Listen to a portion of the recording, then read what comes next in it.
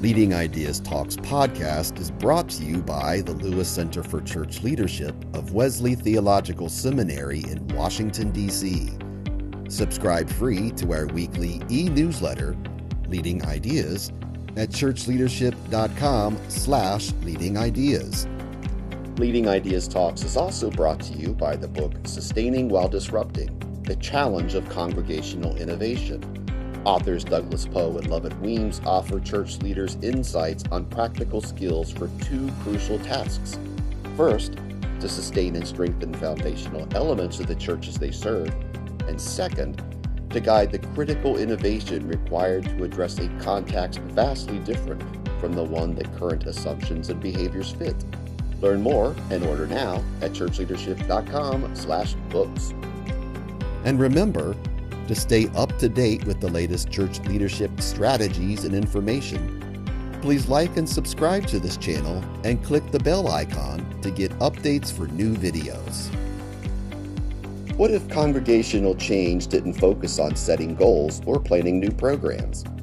Dwight Zscheile believes finding a faithful way forward involves discovering what God is already doing in the lives of your neighbors and then finding a way of joining in God's action. He shares a simple 3-step process for experimenting with new practices that allow you to listen to God and your community. I'm Ann Michael. I'm a senior consultant with the Lewis Center for Church Leadership of Wesley Theological Seminary. I'm one of the editors of Leading Ideas e-newsletter, and I am so pleased to be the host of this episode of Leading Ideas Talks. I have the joy today of welcoming my friend Dwight Zscheile from Luther Seminary in St. Paul, Minnesota, where he serves as a professor of congregational mission and leadership and also as vice president of innovation. Dwight and two colleagues, Michael Binder and Tessa Pinkstaff, have recently published a new book, Leading Faithful Innovation, Following God into a Hopeful Future. And that's the subject of our conversation today. It's good to see you, Dwight. Great to see you, Anne. It's good to be on this podcast. Yeah. So I want to begin with that phrase, leading faithful innovation, that's in the title of your book. I wondered if you could just define those two key terms. What does the word innovation mean in your way of thinking? And what does the word faithful mean within the context of the work that you're doing? Yeah, so in our case, it's really important that these words belong together because the word innovation can be very misleading. We see a lot of uses of that word, even in the church today, that I think are less than helpful. We define innovation really borrowing a definition from the work of some scholars, Denning and Dunham, which is basically that innovation is the adoption of a new practice in a community. And often for Christian communities, that is actually an ancient practice that has been lost along the way that needs to be rediscovered. And faithful is really important in this sense, in that what we are doing is not simply thinking about invention of starting something brand new, but the kind of faithful adaptation of the Christian faith and Christian life and church life that the church has always done over the years when it has been incarnationally present in times of changing culture. And we certainly see ourselves facing today massive cultural changes. So I'm trained as a scholar of mission, a missiologist. And one of the ways we think about that in the world of mission is just contextualization or incarnational adaptation of the church in changing circumstances. And so faithful innovation is that. And in our case, it's really about learning to follow God when the outcomes and the destination aren't clear ahead of time. Yeah, so related to that, one of the themes that really underlies the whole book is the idea that we need to shift our focus from the church and asking church questions to God and asking God questions. So I wondered if you could explain what you mean by that as well. Exactly. So, the book is in some ways just an extended meditation on a particular passage of scripture. It's from the book of Acts, chapter 16, verses 6 through 15. And you may recall this story where, Paul and his companions feel called by God to share the gospel. And in this case, they have some ideas about the people with whom they're called to share the gospel. So they start out on a journey, and they end up actually being redirected and prevented by the Holy Spirit from, actually connecting with a whole bunch of people in a bunch of regions. And Paul has this vision of a man of Macedonia saying, come on over and help us. And so they make their way to Macedonia. And when they get there, they discover that it's not actually a man that they are being called or led to. It's actually a woman named Lydia. And they find Lydia outside, the gates of the city at a place of prayer down by the river. And she receives the message, and the first church there, she's actually the first European convert to Christianity. The first church in Philippi is started, which she then leads. And so it's a wonderful story of both knowing that you're being called by God into connection with neighbors, but not knowing exactly where or how. And so the process of faithful innovation is really about learning to follow God. And if you read through that text, like the rest of the book of Acts, God is the acting subject of so many verbs. We live in the US and Western societies in a culture that tends to seek the good without God. And through its secularization tends to fall back on what can we do to fix the church. So we borrowed that wonderful language from Al Roxburgh of shifting from asking church questions of things like, how do we get more people to join our church? Or, how can we do church better? And those aren't bad questions. But if we don't ask them without really paying attention to God's leading, they end up being dead ends. So asking God questions shifts the conversation. It puts discernment back at the heart of the work, because it's really, how do we follow God and the agency of God to the destinations that God's leading us, again, when it's not so clear ahead of time. So, often innovation can be understood as leaders develop a plan, a strategic plan, and we're going to manage everyone into that. And that's not at all what we're talking about in this book. Right. Yeah, I often think of the book of Acts as like a case study in spirit-led adaptive change. And, this idea that they didn't know, where they were headed, I think is a helpful metaphor for our day. You describe what I think in many ways is a simple 3-step model of change. That's listen, act, and share. And our time is brief, but I wanted to invite you to just very briefly walk us through this model and explain some of the key elements of those 3 steps. So if we could begin with step 1, listen.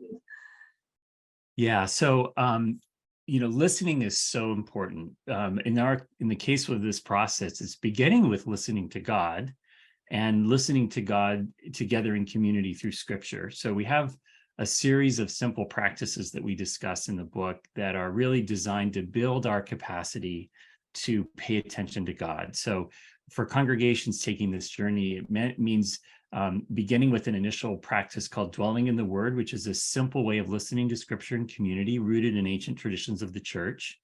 And that also then leads to listening to each other's spiritual stories within the congregation, which is something that, in many churches doesn't actually happen. Right. And so we find that as we begin to listen more deeply, even just as simply in pairs, and, a prompt like share a story of a time when you felt spiritually alive, energized, or engaged, those kinds of simple prompts open up our capacity to actually name God's activity in our lives. And simple things like neighborhood walks, where we're paying spiritual attention. All of that listening capacity then helps us actually be able to listen to God and listen to our neighbors, or we talk about in the book, the Lydias in our world. The Lydias are those who are spiritually curious, but institutionally disconnected from religious institutions. And so listen is really basic. If we don't know how to listen, any experiments we might want to do or any change we might want to do won't get us very far. Yeah.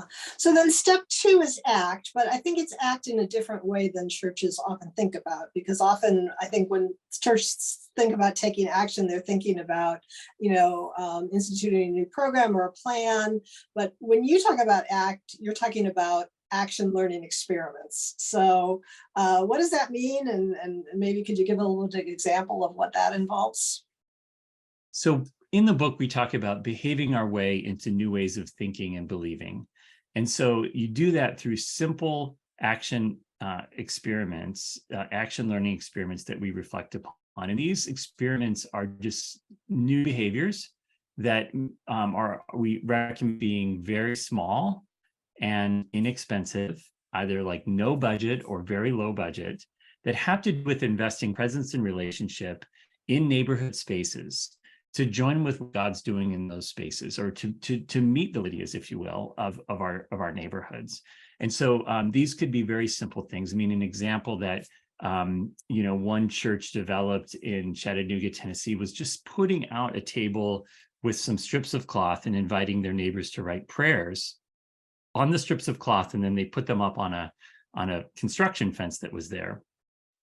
And they found that neighbors were really eager actually to share their prayers. They could pray actually with someone from the church if they wanted, but they could also just quietly write their own prayer and hang it up. And as the church did this over time, they ended up collecting, again, hundreds literally of the prayers of their neighbors, which they were able not only to pray over, but also to learn, what their neighbors were yearning for and struggling with, and then do more experiments out of that. Again, the experiment was simply, let's set up a table, during a town festival, bring some strips of cloth and some markers, be present and invite our neighbors. There's lots of stories in the book of very simple experiments like that open up deeper connections with neighbors, but they don't cost a lot. It's not about starting a new ministry, quote unquote, or launching a program, and they're not staff driven either. They're not clergy driven. These are lay led, grassroots experiments that are intentionally not designed to be institutionalized in the sense of they require a lot of institutional maintenance. And then step 3 is share. Can you speak to that a bit? Yeah, so share is the reflection part of the action learning. It's where we gather after the experiment and we say, well, how did that go? What did we learn? What went well? What could we do differently next time? Where was there life-giving energy or connections with our neighbors? Because that might be an invitation from God for the next step. So the share is on the one hand, just simply the community, whoever's been involved in the experiments, gathering together, reflecting on what they learned. But it also has another dimension, which is the sharing of those stories within the life of the Christian community or the congregation. Typically, this experimentation work is done by small teams of people. And if they only stay with the small teams and not with the larger congregation, the change doesn't go very far, and the congregation doesn't learn with those experimenters. And so it's very important that they become public story sharing and reflection processes where the community begins to learn and interpret how God is actually leading them. But at the same time, I thought you made a really valuable point in the book where you say that, yes, this work will begin with a small group of people, and that's okay, because that's how change happens. Yes, exactly. So it's so important to start small and on the side. And we say, for instance, don't focus your experimentation on your primary worship service. Leave that as it is, but experiment on the edges where the stakes for quote unquote failure are much lower. And in our view, there's no such thing as failure as long as you learn from whatever happens. There's only feedback, as Michael Moyna says. There's no such thing as failure, only feedback. So the approach to innovation that you're describing, as I understand it, grew out of work that you and your colleagues have undertaken over many years with hundreds of local congregations. And so I wondered if you could just briefly describe that field work that you drew on in writing this book, and then maybe give an example of how a congregation has successfully engaged this type of innovation. Yeah, so it does go back for many years. We had a Lilly grant, a Thriving in Ministry grant, where we were able to work with 50 ELCA Lutheran congregations over a 4-year period, working through this process. My colleague, Michael Binder, my co-author, actually worked with Presbyterians in Ohio and did his dissertation research on a version of this kind of process. And, I've worked with Episcopalians. We've worked with lots of different groups over the years and trained a lot of leaders in it. And So there's a lot of stories, I could share, but a couple ones that are quick here. I mean, so one example would be in Wisconsin, a very rural congregation that when they were asked to do the neighborhood walk, they just kind of looked around, and all that's around their church is cornfields, and farm fields. So what they realized is they didn't actually know the farmers who were actually around their church building. So they did a simple experiment of taking some bag lunches to these farms and just approaching and asking the farmers if they could offer them the lunch, and then just pray in thanksgiving for the fact that these farmers were feeding the world. And they had no idea whether the farmers would throw them off the property or what would happen. And turns out the farmers were really honored by this. And so their next experiment was to go to the grain elevator when the farmers were bringing in the crop at harvest time. And they set up a table. And again, these were some elderly, Lutheran ladies who had never prayed aloud with anyone in their lives. And they found themselves there as the farmers were coming in, praying with them in thanksgiving for the harvest. And the farmers said, well, you need to come out now and pray over our fields in the spring when we're sowing. And it developed this deeper connection over time. And so, again, simple practices.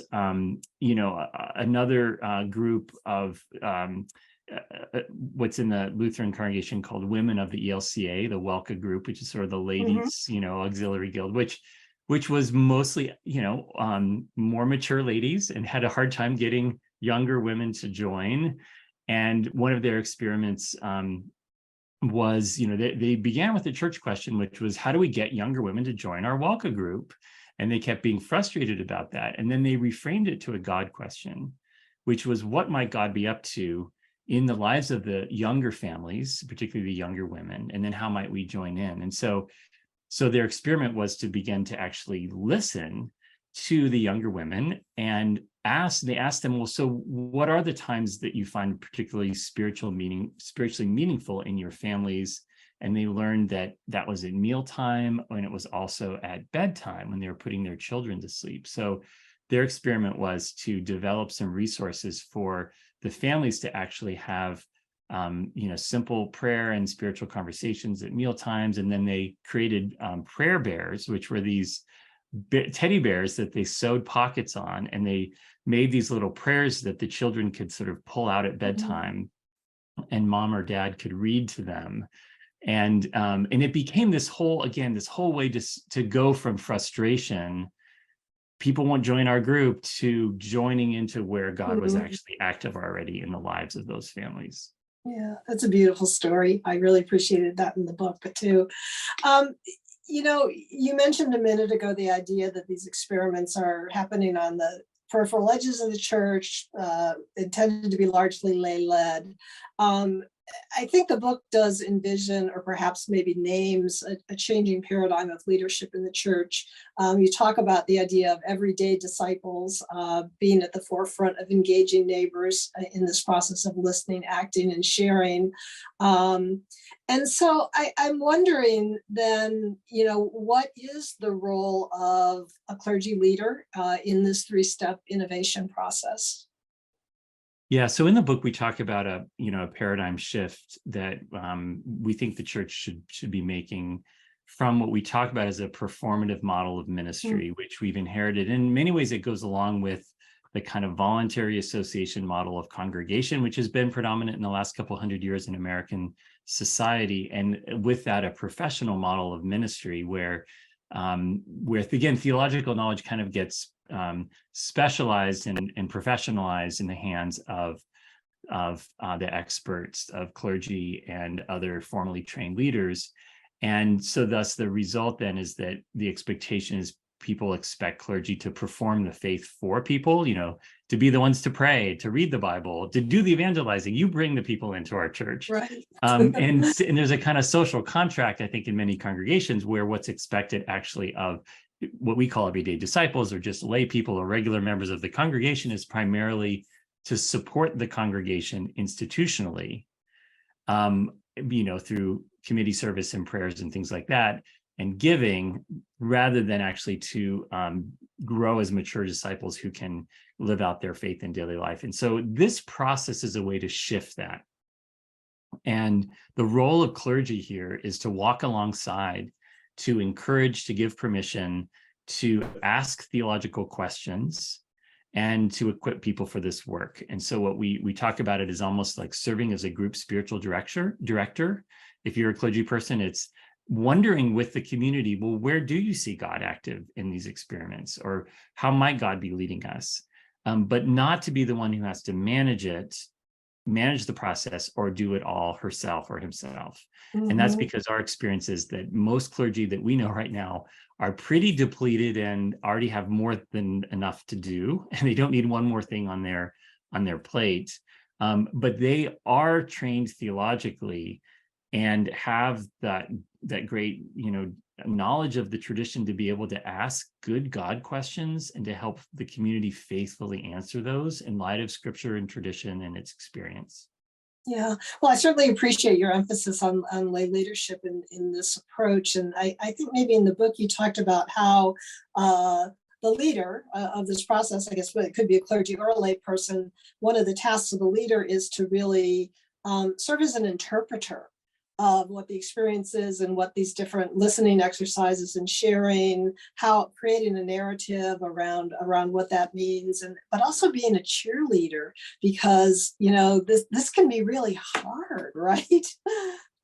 It can be. And so that's so important for leaders to really create a space where it's possible for folks to take this journey, to try on the practices, not to get it right every time, to be able to make mistakes without being shamed or be in fear. And so that's really a spiritual and theological kind of atmosphere or environment, is if you will, that those leaders need to create for this to actually happen.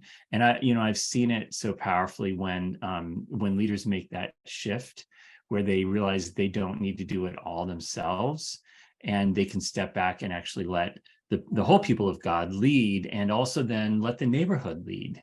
So I was just actually this last weekend leading a final retreat with some clergy working through this process. And one of them told a story about how his church had this space, in their next to their building that they had, were figuring out what to do with, and they ended up creating a dog park. So there's lots of apartments in the neighborhood, and people didn't have a place for their dogs to play and run around. And in this particular clergy person is a great visionary and loves to come up with plans. And he had all kinds of ideas for how they were going to redo their buildings around the dog park and all this stuff. And through the process, what he realized was he needed to actually give space for the people of the congregation and also the people of the neighborhood to actually shape the future. And so stopping and kind of pulling back from that, what ended up happening just, in a very quick period of time was some neighbors actually stepping forward and saying, well, here's how we actually want to use this space. And then a foundation found out about it, and they raised money to do this stuff. Like, it all just happened, kind of overnight. And it was really, I think, the Spirit leading from the outside in. And it wasn't up to him to come up with the energy, to come up with the plans, and to come up with all the resources. And, he was just laughing and saying, wow, this is a really freeing way to lead. So near the beginning of the book, you and your co-authors write, the social and cultural shifts that are eroding established church structures are too big for any of us to reverse. Trying to fix the church won't get us very far and will instead distract us from the deeper work at hand. I understand that statement. It's hard for me to disagree with it. And yet, when I read it, it just punches me in the gut. And I would imagine that probably a lot of other people have that same reaction as well. Because what it sounds like is that you're saying we're at the point where we just need to abandon the ship and then try to learn how to swim really fast. And so I guess I'm kind of wondering, I mean, I know you're going to tell me that we cannot predict God's future, but I mean, do you think that the institutional churches we have known it is just going to fade away? Yeah. So, in the book, we use a framework that I'm really drawing here on Ted Smith's work and also Charles Taylor about a really major cultural shift taking place, for really after the American Revolution up and through the 1960s. We had this way of organizing church in America that was really around voluntary associations, Mhm. that people found a lot of meaning in supporting and serving and building up. But starting in the late 60s, we have the shift toward what Charles Taylor calls more an ethics of authenticity, or the age of authenticity. So we move from this age of voluntary associations to this age of authenticity, where the meaning is found in discovering and expressing your true self. And that means often disembedding from institutions to do so. And so whereas at one point to work on an institutional congregation, serving on committees and all that was sacred work for some people, right? For generationally, that is less and less the case now with younger generations. And so there's a particular form of institutional Christianity that is eroding quite rapidly in American society that I don't think can be reversed easily. And I think it's in particular that sort of mid-size kind of program-sized congregation that has a dedicated building, a professional pastor, and maybe a couple staff people that relies on a lot of volunteer energy and committees and all that and programs to keep it going. That is just imploding. And it's not just in the mainline. The mainline is imploding most acutely, but also, of course, in many other denominations as well. So I think what we're seeing is the rise, certainly, of immigrant communities. And the Black church has always had a different narrative, a different way of embodying its life, and has figured out from the beginning how not to rely upon necessarily professional full-time clergy and all of those things. Right. And so I think there's a lot of vitality in some of those communities and other models. And then I think the church is getting larger and smaller. And so we see, mega churches that are thriving because they're not asking that of their people. They're not asking, hey, serve on a lot of committees and come fix the building. It's more, speaking into everyday, things that keep everyday people up at night, connecting faith to daily life, and then small groups that allow that to be, to experience sort of tight community. We also, I think, are seeing a lot of small churches that are resilient, that don't have a lot of, that structure.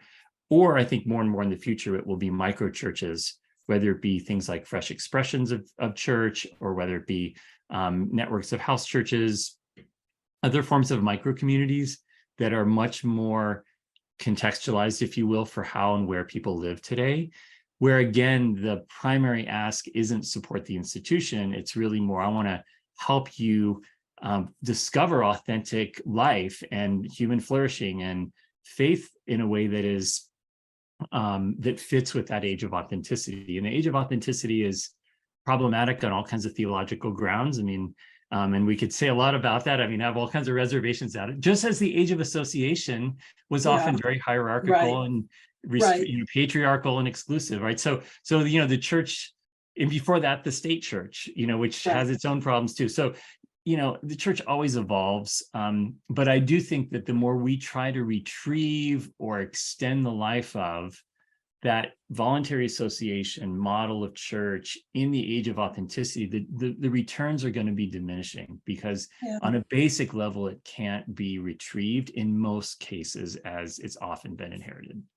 Yeah, I mean, I think the vision toward the end of the book of a sort of a leaner, simpler, more organic church is really, really appealing and hopeful in lots of ways. At the same time, I kind of wonder if, in a deinstitutionalized church, if every Christian community and every Christian leader sort of becomes a freelancer, without the resources that all of us who have had the benefit of being formed in the institutional church have, things like resources to support faith development and credential leaders and theological education and cultivating a larger sense of mission. I mean, I know we just can't, I'm not asking you to have a crystal ball, but. Well, I would say on that end that I think we will still have theological education. We will still have we'll have local churches, and the leaders of those local churches will need to be educated. It may not be professionalized theological education. Right. And I think the resources are going to be out there. And again, I think with technology today, they're going to be much more networked. People will find them and share them online and things like that. And I think accountability will need to be figured out. I mean, I am not an anti-institutionalist. I think there's a lot of ways in which institutions are necessary for any movement to survive over generations. But the model of the institution is going to look different. And honestly, I think there's a lot about that we don't know yet. I think it's going to have to be experimented with and figured out. We do talk in the book a bit about a metaphor that we learned from the UK, which is about a mixed ecology of inherited forms of church and fresh expressions or innovative forms of church coexisting. So I think we're in a bridge period where we really need that mixed ecology, and where we can learn from both the experimental forms of church supported by the traditional forms and vice versa. And that could really work together well to cultivate the learning that needs to take place. No, that is helpful, and it's not a black and white choice either, right? So to bring this to a close, if a congregation or an individual church leader, sort of wanted to get started on this journey of faithful innovation in the way that you've outlined it, what are the first 1 or 2 steps that you'd recommend that they take? Yeah, well, so I would suggest certainly read the book, because I think that would take you into the journey. And then we actually have through Faith Lead at Luther Seminary, we've developed a kind of companion workbook that goes alongside this book that actually has the concrete practices that we talk about in the book. And it's called the Faithful Innovation Leader Companion, and that can be ordered on Amazon. You can also find it on faithlead.org. And so those are resources to begin that journey. We also have, through Faith Lead, a variety of ways in which congregations can get equipped to take this journey and do that together with other congregations. And judicatory, like regional church systems, can also be trained to do this work in their own systems. So that is all available at faithlead.org. And I think the key thing is to again to start small and on the side, and to really focus on practices rather than programs. If our default is programs, that actually is less and less helpful right now. And what we're seeing as really transformational for many congregations is to introduce simple grassroots practices that anyone can lead. They don't require a clergy person. They're replicable. They become kind of a part of the culture of a congregation in ways that begin to shift the focus toward a deeper spiritual connection with God, each other, and our neighbors. And not everyone expects that in many congregations. There are often people in congregations who honestly are there for other reasons, social, cultural reasons. Maybe it's the community service, emphasis. And so when you invite them to do things like share spiritual stories from their daily life, or read scripture together in community, like in Dwelling in the Word, it can be a little, hard for them. But that's why it's important to start with those who are more open, and those who are less open will eventually come along. But what we found is that there's a lot of energy that gets unleashed when congregations take this journey, in part because we're really helping people make connections between their faith and their daily life. And if there's one thing churches need to do right now, it is that. It is to help people connect, Christian faith, make Christian spiritual meaning out of what keeps them up at night. What Scott Kermode talks about is, their everyday longings and losses. And the churches that succeed in doing that are the ones that will thrive. And if churches aren't oriented around that, I don't see them actually being able to thrive in today's world. Well, thank you for that, Dwight. This is really a wonderfully accessible book, and I think it's going to be a great help to so many churches that are trying to find a way forward. So thank you to you and your colleagues for this book that you've offered, as well as the wisdom that you've shared with me today. So thank you so much for being with us, Dwight. So great to be here. Thanks so much, Anne. Thanks for joining us for Leading Ideas Talks. Please like and subscribe to this channel and click the bell icon to get updates for new videos.